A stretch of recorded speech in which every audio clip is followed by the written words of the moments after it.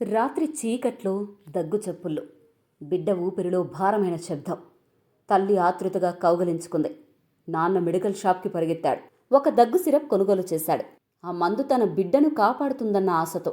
కాని ఉదయం సూర్యుడు ఉదయించకముందే ఆ చిన్నారి ఊపిరి ఆగిపోయింది. ఆడుకోవాల్సిన చేతులు చల్లబడ్డాయి. నవ్వాల్సిన పెదాలు గడ్డగట్టాయి.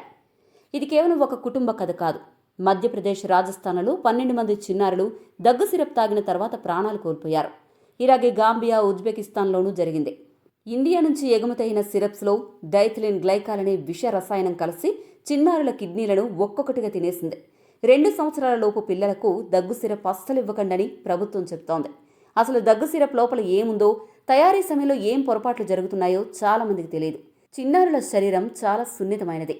యాంటీహిస్టమైన్, కోడెన్ లాంటి పదార్థాలు పెద్దవాళ్లకు సహాయపడతాయి, కానీ చిన్నారులకు మాత్రం ప్రాణాంతకంగా మారే ఛాన్స్ ఉంది.